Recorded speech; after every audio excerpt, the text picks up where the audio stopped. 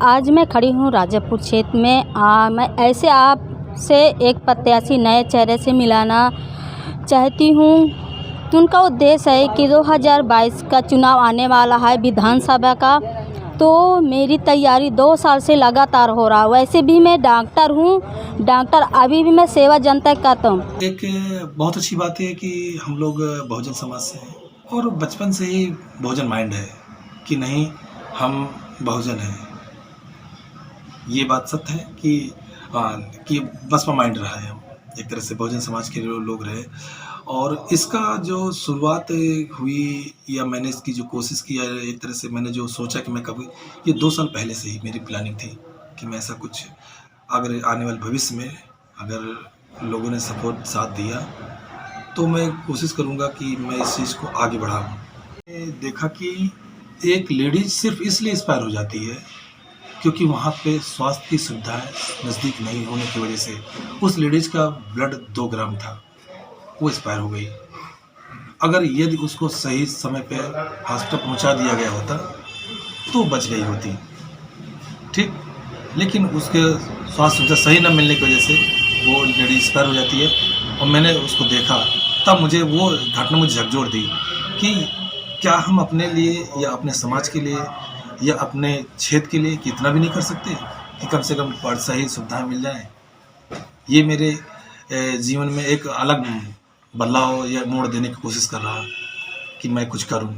तब लोगों ने कहा कि साहब, डॉक्टर साहब आप डॉक्टर हैं, राजनीति कैसे करेंगे? तो मैंने कहा कि राजनीति एक ऐसा जगह है जहाँ से हम लोगों को में सुधार ला सकते हैं, उसमें हम काम कर सकते हैं। और शायद यही मेरा एक तरह से ये राजनीति में शुरुआत करने का उद्देश्य बना। इससे पहले राजनीतिक में मेरी मम्मी को, मतलब हम लोगों ने अपनी माँ को चुनाव लड़ाया, लगभग 2 पंचवर्षीय बीत, मतलब 3 पंचवर्ष बीत गई। मम्मी को चुनाव लड़ाया गांव से और वहाँ से मम्मी चुनाव हार गई। लोगों ने पसंद किया, कुछ लोगों ने पसंद नहीं किया। तो जब ये बात हुई तो फिर मैंने एक निश्चित अपना उद्देश्य बनाया कि अब जब भी हम कोई राजनीतिक शुरू करेंगे तो वो बड़े पैमाने से बड़े लेवल से शुरू करेंगे। और यही मेरा उद्देश्य रहा। इसके तहत मैंने 2 साल से तैयारी शुरू किया। मेरी मम्मी के अलावा राजनीति में भी कोई नहीं था। मैं मतलब वो एक शुरुआत थी वहाँ की। और आज मैं पहली बार एंट्री कर रहा हूँ इस चीज़ पे। सबसे बेसिक चीज़ें जो होती हैं वो है सड़क सुरक्षा। नलों का पानी ख़राब आता है बुंदेलखंड एरिया में, लाल निकलता है।